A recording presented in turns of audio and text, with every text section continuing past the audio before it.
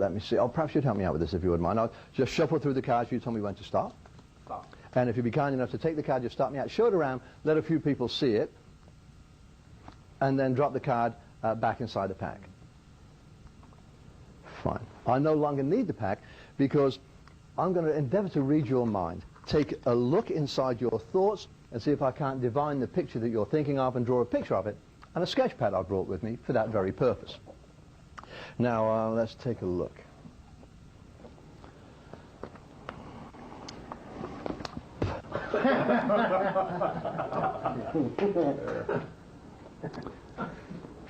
I can't see a thing. Hang on. Ah, that's better. When it comes to drawing pictures of thought-of cards, I'll let you in on a secret. Anybody can do this part. It's dead easy. The hard part is filling it in. Now, I have a very strong impression that your card was a black card because I've only got a black pen.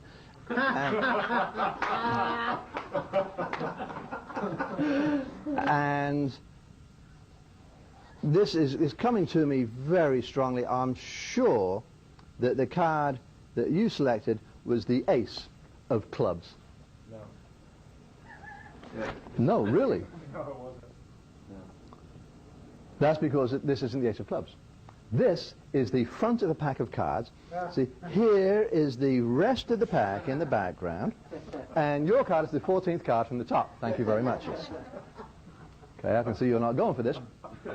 But maybe I'm not so good at reading minds. Perhaps I should stick with magic. What, just out of interest, was your card? It was 3 of diamonds. The 3 of diamonds. That's the 14th card from the top, the 3 of diamonds. And perhaps I can do some magic. Whoa, no way. Come on. No. Whoa. Oh, very good. The 3 of diamonds. Now, I'll add a couple of lines to this drawing. What that does is it gives the whole picture a feeling of motion, you understand. And like all good artists, I'll sign my work. And I'd like you to have this as a souvenir. Please notice that nothing slides in or out, up or down, that it is indeed just a picture. Tell your friends what happened, and I promise I'll never believe you. Great. That's it. Thanks, folks. Well, now let's take a look at how to make the Sketchpad card rise. They're quite easy to make. In fact, the most difficult thing for me was to find the proper pad for it. I eventually found some at a local office supply store, Staples. These are made by the Bienfang company, and they're 70 pounds paperweight. That's an 11 by 14 size. Now, you'll have to buy 2, and you'll have to disassemble them. The reason that I like these is that they have a single spiral spring along the top. They're becoming harder to find. Now, if you snip off one end of the little spring where it's been crimped over, you'll find it's very easy to unscrew this spring from the top. There. Just like unwinding a nut from a bolt. Set the spring aside, you'll need it later. Now, disassemble the pad. You'll need 2 pads, as I said. That means 2 covers and 2 backboards. Now, to prepare the backboards, probably the most difficult thing to do is to find a piece of metal just like this. This is a 26 gauge metal. It's 3 inches by 12 inches, and it was very easily cut with a pair of tin snips or metal cutting scissors. This is placed on one side of the back, about ½ an inch in from the edge, about an inch in from either the top or the bottom, and then the second back is glued on top of this, forming a sandwich. I've already done that for you, and this is what that back looks like. It's quite rigid because of the 2 pieces together, which gives you a firm drawing surface, and it has the metal between it. I was very careful to line up the holes along the top, and to finish it off, I cut 3/8 of an inch off the bottom of the back. That's all you need to do to prepare the back. Now let's turn our attention to the covers. Unfortunately, all I could find were these covers, which are a white color. Now there's a lovely subtlety that was suggested by Ali Bongo, where the color of the cover adds to the switch at the end. Well, I couldn't find any with a colored cover, so I simply took mine out into the workshop and painted them with a darker color. You'll see how this works into the routine a little later on. At this point, we have to make a master template. Each time we perform the trick, we will use up 2 sheets, and these sheets are specially prepared. This master template helps us make those quite easily and sort of mass produce them. I've drawn on a piece of thin cardboard the exact finished picture that I wish to tear off and hand out. Once I have this, I can then simply take one of the blank sheets, which are not completely opaque.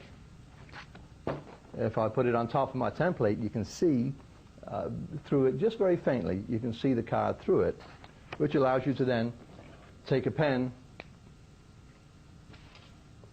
and trace around those lines.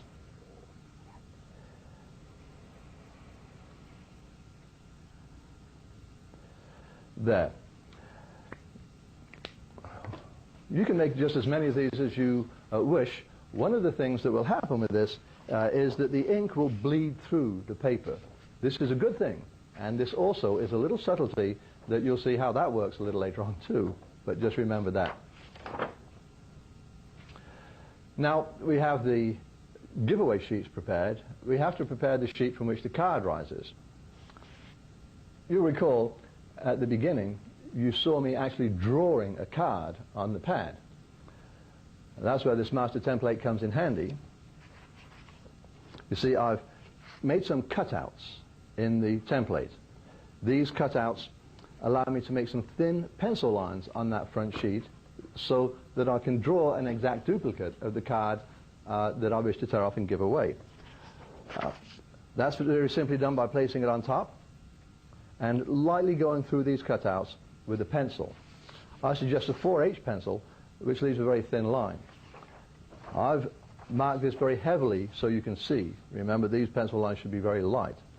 You'll notice that I've also traced the top line of the pack on the sheet, and at the same time I've cut a slit in the sheet from which the card will rise.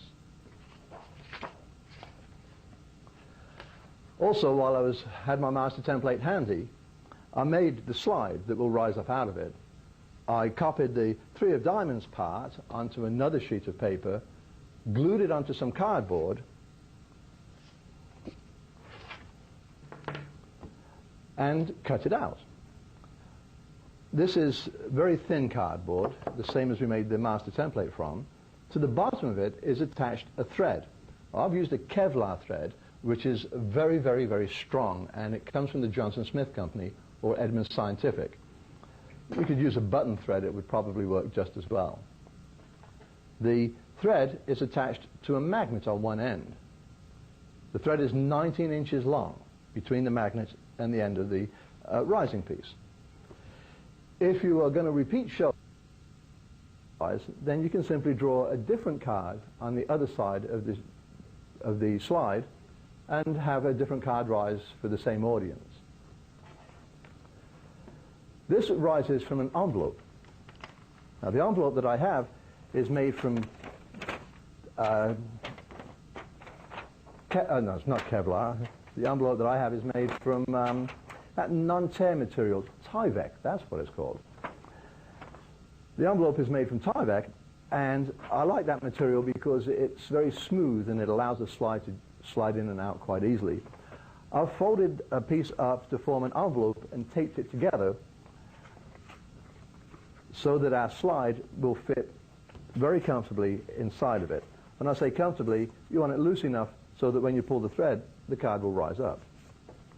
You'll also notice that it doesn't go all the way inside the envelope, but about 3/8 of an inch stick up above the top of it. Now we have all the parts ready. Let's assemble our sketch pad and see how it works. Now to assemble the pad, first of all you place the back down. Now if you're left-handed, you want that metal strip on the left side of the pad. If you're right-handed, you want it on the right side of the pad. Now this is the top of the pad. I'm left-handed, so I'm placing it on my left. Next to that comes the sheet that you'll tear off and give away. Next, one of the duplicate covers. Here are just a few blank sheets, and on the back of the rising sheet I have now taped that envelope with two pieces of tape, here and here. I've left the slide so it protrudes very slightly through the slit. That way when I pull it up, I'll make sure that it rises in front of the pad and not behind it. The thread is, with the magnet end, is left to hang over the top of the pad. And here is our second cover.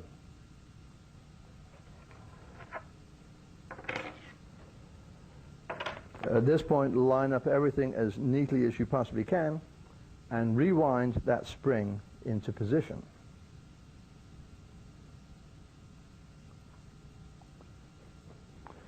There, that should just about do it. The magnet will stick to the metal on the back, and we're ready to go. Now, a few presentation points. When you first open the pad, when you first begin the effect, hide that magnet inside the pad. Just tuck it over. The metal will hold it in place. So when you bring the pad out, nothing is to be seen on the front or the back of it. When you open the pad up this way, simply move this behind the pad and cover it with a cover. You're now ready to start making the sketch.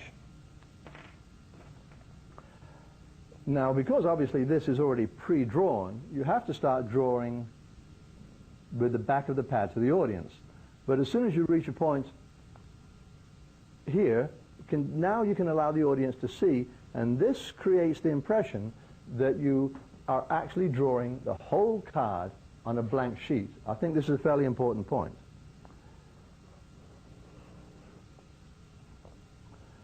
Show it to be the wrong card, and then draw in that part to make it look like a pack, and we're now ready to make the card rise. Here I'm showing you the right-handed method of doing it. The thumb goes in towards in between the back cover and takes the magnet and pulls it down very slowly, which of course causes the card to rise up from the sketch. Keep doing this until it's risen to match the giveaway sheet, and now you're ready to tear it off and hand it out. But before you do that, we're going to have a little beat by adding these quotation lines here. It gives us a nice little pause before the switch is made. Now, the switch is very easy to do and very convincing because of those two subtleties that I mentioned early on. Let's take a look at it, what happens. Because the back has been cut short, it's very easy for me to just simply hold it with my fingers, leaving the other sheets to hang in front. Now I will bring it over this way, and people see the picture on the front and the bleed through on the back, which is very nice. It looks as if they're seeing the same sheet from the front and the back. Also, they'll see a purple cover, in my case, or a dark blue cover. As I thumb off and tear that away, they see the same cover, the same back color, which is also a convincer that nothing has occurred. Now, if you look at that done from the back, it's brought over, thumbed off, and torn away. From the front, the switch looks like this. As clean as you can possibly get. The board is now set aside. You give this a little snap, sign it, of course, hand it